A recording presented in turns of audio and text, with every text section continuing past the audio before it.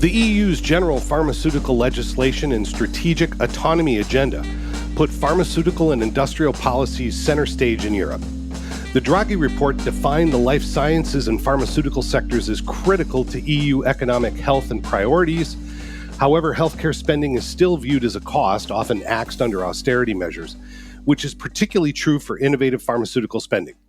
With shifting governmental priorities lately for defense, healthcare spending is stagnating. How will patients benefit from the new innovations coming from the life science sector, and from where will the funding come to secure the strategic investments in health and prevention? I'm Duane Schulthess, and on this Vital Health podcast, I'm speaking to Jenni Nordborg, the Executive Director of Strategy and Public Affairs at LIF, the organization of pharmaceutical research companies based in Sweden.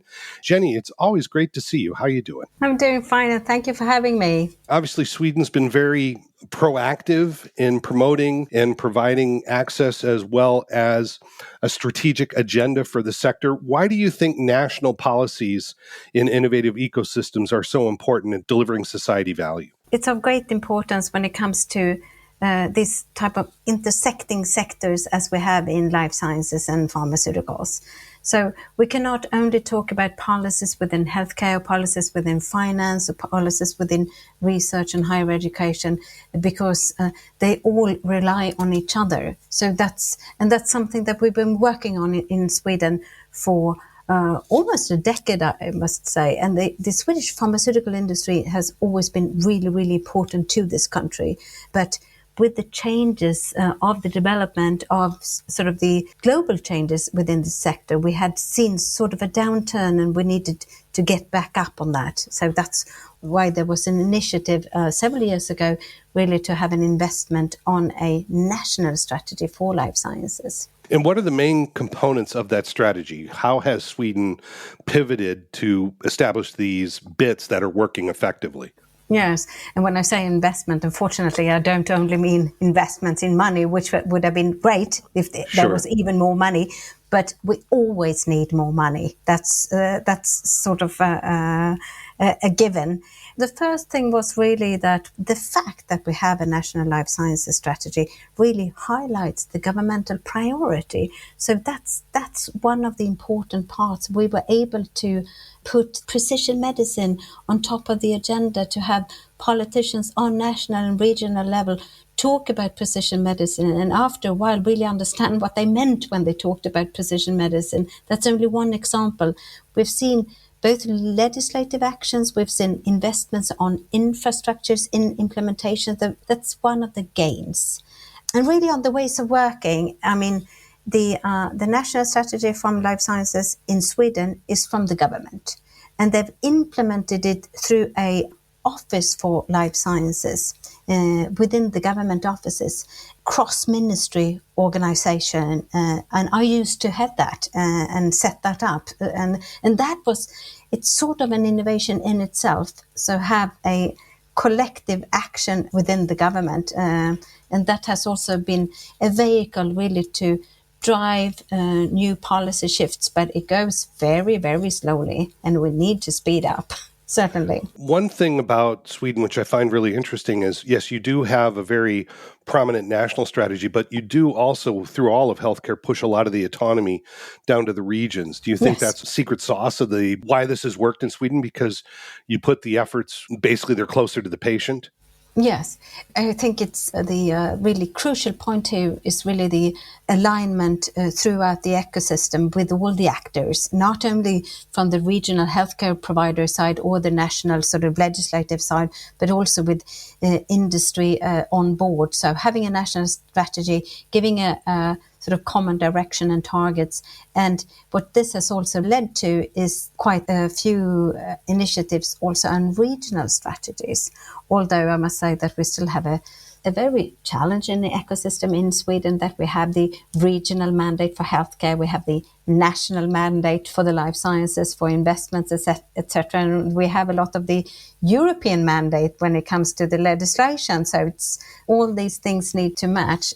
But this is just one way of having a governance structure, but it's a way that has been working well in Sweden, actually. I think it's important to at least have a governance structure on how do we really push for sort of a common agenda within life sciences?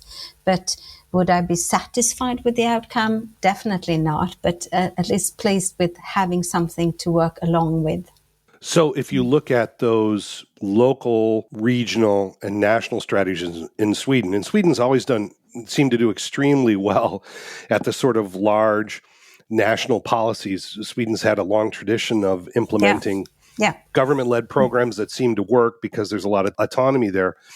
As you mentioned, and you've implied, there's sometimes a tension between what's going on with the EU and what's going on in Sweden. How do you manage those intersections between a member state as well as an EU policy? How do you make those work at that intersection point, that inflection point?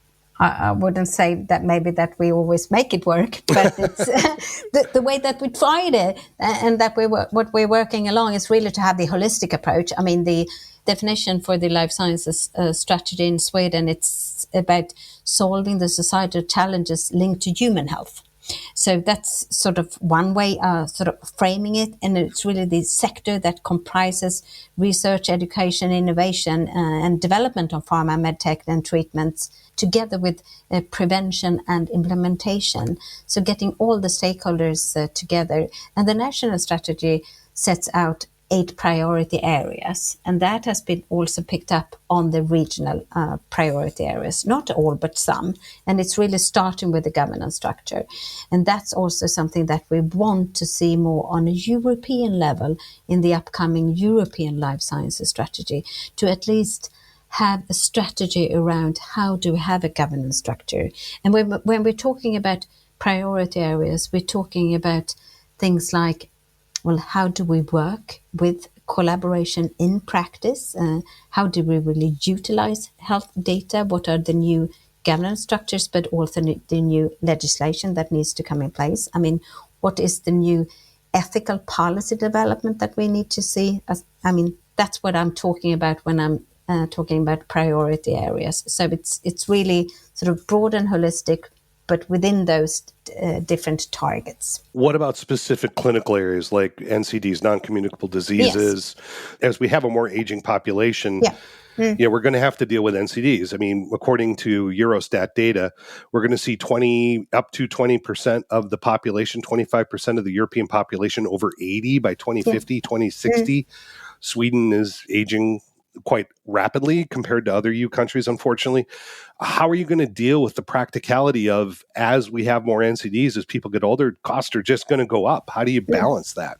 I think that that's sort of the core challenge that we have not been able to tackle as well as we should. But one part of that is always, there are really 3 things that every country, every region needs to look at more closely to get this work going. And that's at the core of everything is, when it comes to at least pharma, it's really the clinical trials. We want to see the development happen where it needs to happen, especially when it comes to the sort of more pan-population NCDs, was sort of where we can actually get new treatments to implement. And then it's the access to the new methods, to the new treatments, etc., to really also drive the investments for the future, because we have the healthcare challenge that's not going away, as well as the growth and attractiveness challenge that's not going away either. I mean, we need to deal with all the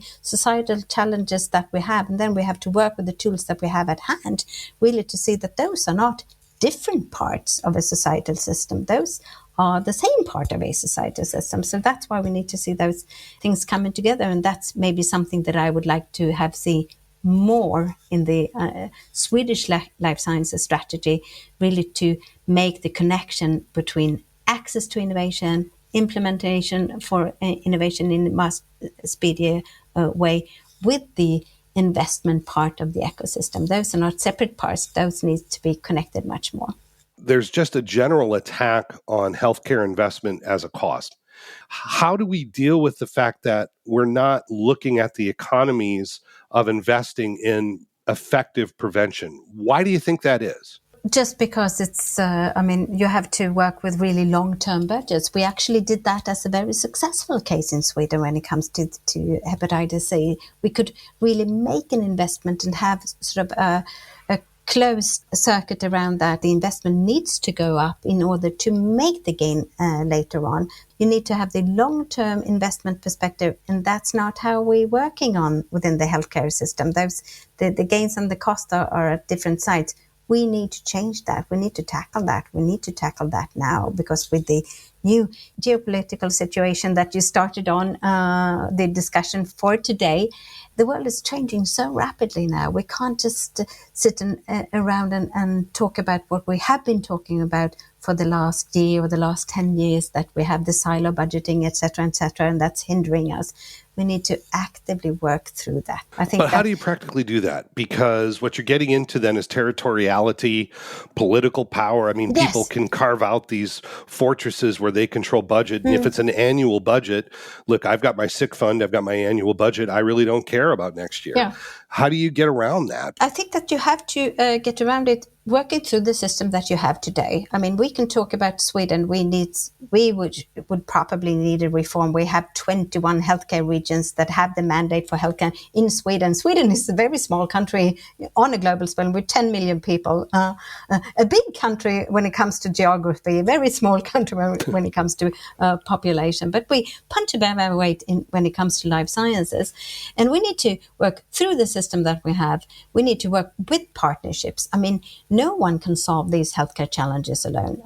Policy and politics can definitely not do it. They cannot do it without industry. But industry, of course, also needs to come to the table with new types of solutions. So we can't just work with yesterday's solutions for tomorrow's problem. And we have to really find sustainable healthcare processes, also when it comes to business models and when it comes to implementation models, etc. But I think from a policy side and from a political side, as a society, we really need to look at the healthcare spending as an investment and not in cost, because it will also drive an investment going further.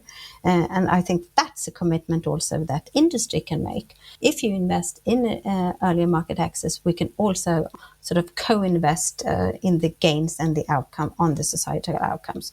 Because if we don't start tackling now what we actually could do and invest much more in prevention, not just talking about it, because we're very good at that. We've been talking about sort of we need to invest more in prevention. That's where the whole monetary game in. Now we have to start working on the investment in prevention, and we can actually see that from pharmaceuticals. I mean, the productivity shift from pharmaceuticals alone is, we have a lot of evidence on that, and we can really see how that has made a change for society for the last 30 years. So we should really sort of look at the facts and figures and work around what's actually possible. But of course it's difficult. Of course it's difficult when you sit sort of on the regional budget. You have your 1 year budget, you have to work through your budget. There you need to find new solutions together with industry. That's the only way that I see going forward. And that's how you solve it in so many other business areas. And we need to get into that. Life sciences is also, it's a societal area, it's also a business area, and those go together. We did some work for a government, I'm not going to say which one, and we were looking at stem cells versus CAR T therapeutics. The government was saying, well, we can do a stem cell transplant for 19,000 euros. We looked at what was actually being done in activity-based accounting in a U.S. hospital, and we saw $250,000 of activity. Now, U.S. hospitals are usually 60% higher, but you're still then dividing by 60%, you're still at 100,000 euros of cost. There's 85,000 euros of cost missing here. There's no activity-based accounting in the hospital for procedure. It's going to be very difficult to get an annuity of the value of a return of investment of a new drug if you're only counting 20% of the costs in the hospital. Definitely. How do you deal with these cultural shifts? Oh, that must have been an interesting discussion that you had, sort of the highlights. I think that one important part is actually to showcase, what you did in that case, really to show the facts and the figures. This is what we're talking about. I think that the culture shift is a necessity, and it's what takes the most of a leadership as a whole, and that's where it needs to stem from the political leadership. You have to work through the culture with how you follow the money, follow up on where the healthcare gains are, really.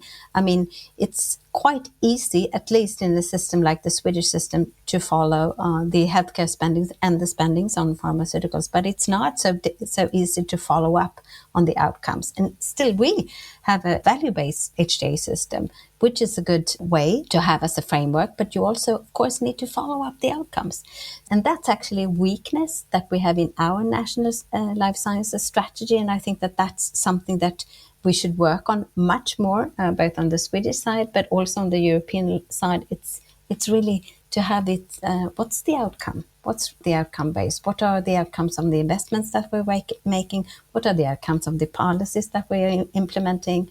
Really to have as a sense of a meaning. And we are looking at that much more also from the industry side to showcase. What can we put facts and figures around? How can we showcase that? I think that that's a role for industry as well as from the societal perspective, to put facts and figures around what we know. So then we can start talking about what the outcomes are. How much of this is cultural?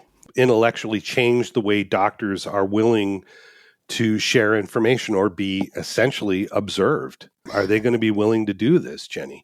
I think that they will be definitely willing to do this if they can also see the gains of the outcomes. Within the Swedish system and what we have in the Nordics as a whole, we have fantastic quality registers, something where we can really follow the outcome of interventions over decades through populations. It's fabulous and fantastic.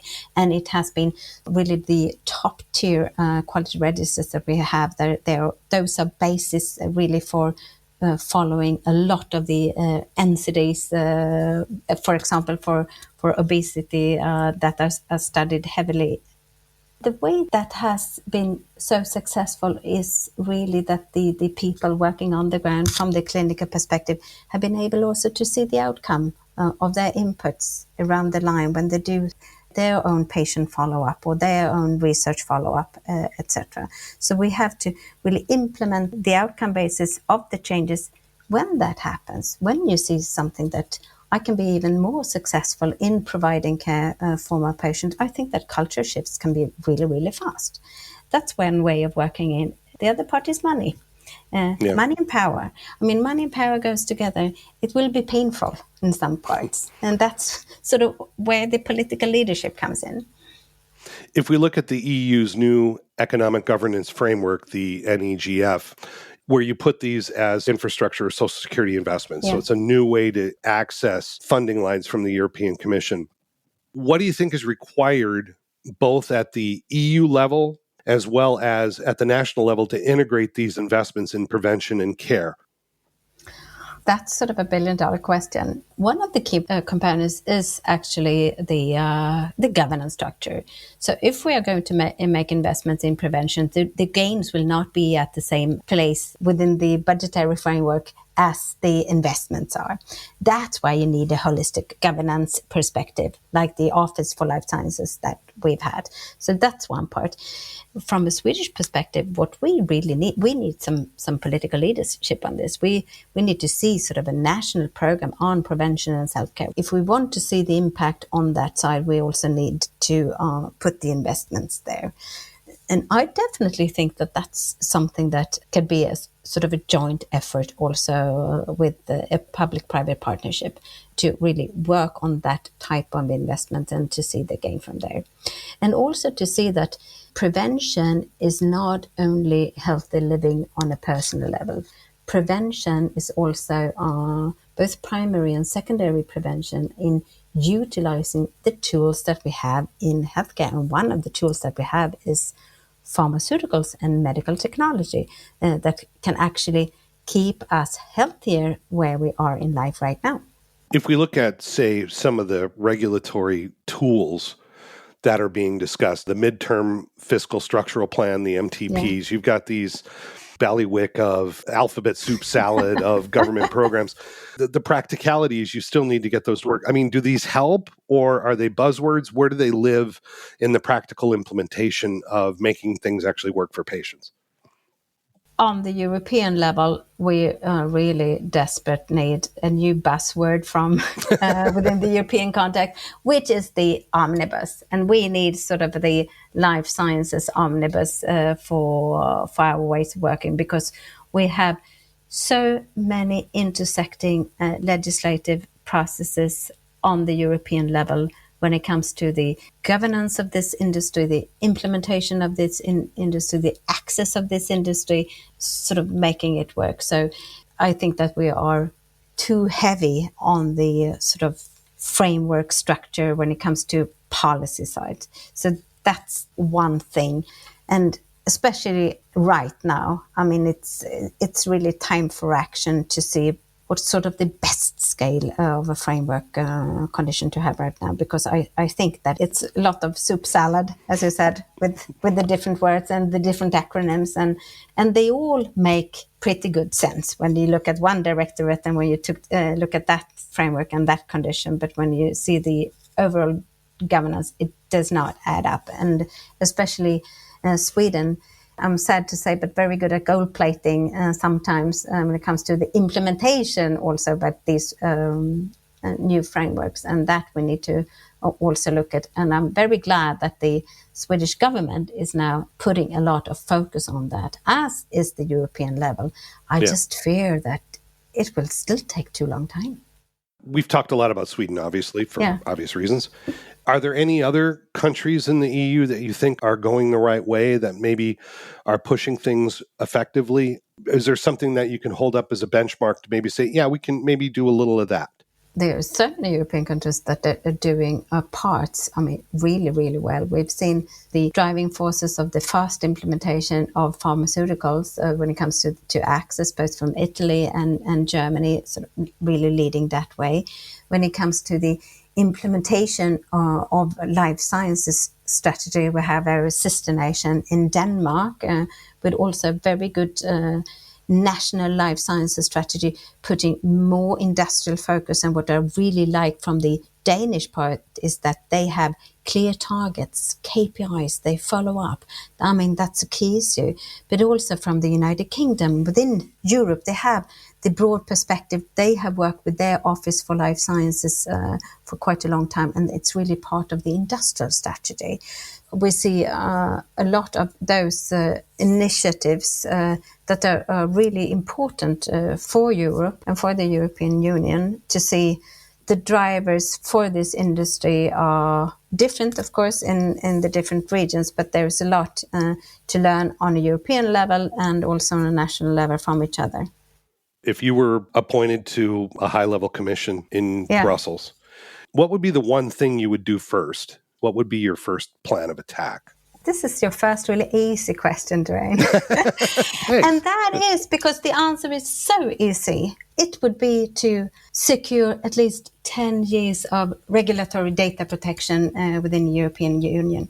Not to talk about how can we sort of keep the basic level that we have now, really to reinforce that and say 10 years RDP as a baseline. I mean, that would be something to tackle the really seismic changes that we have on the political context and accelerate the need to turn EU policy to promises urgently right now.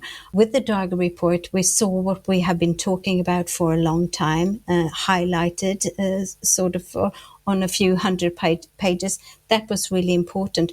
But during these last couple of months, it's you feel it sort of under the skin. And on a more broader perspective, it's really to position the spending when it comes to health innovation as an investment for Europe, as we've talked about, to utilize the important vehicles and the opportunities that we have in healthcare with the best pharmaceuticals and the best technologies that we can see and implement those much faster within their healthcare systems, the gain that will give, both when it comes for people's and patient health, but also for driving investments in both R&D and production in Europe. That's the long-term gain on a very short-term strategic policy that we would like to see right now. Jenni, do you think that Europeans realize the opportunity they have? If I put on my optimistic hat, I really do. As Ursula von der Leyen really invited this industry to roundtable discussion on how we need to maneuver during these times, I think that that's one good sign, not really to grasp the opportunity, but really to work through the challenges that we have right now. I think that the challenges that Europe is facing is Europe's challenges, and Europe has been facing these challenges for a long time. If we want to take action and take advantages of our own opportunities, then that is right now. Jenni, it's been a true pleasure speaking to you. Thank you very much, and I wish you all success. Thank you so much. The executive producer of the Vital Health podcast is Duane Schulthess. Our audio editor is Mark Brodeen. Our video editor is Rico Molden. Our project director is Gwen O'Loughlin. This podcast has been made possible with the financial support of Merck, Sharp & Dahm.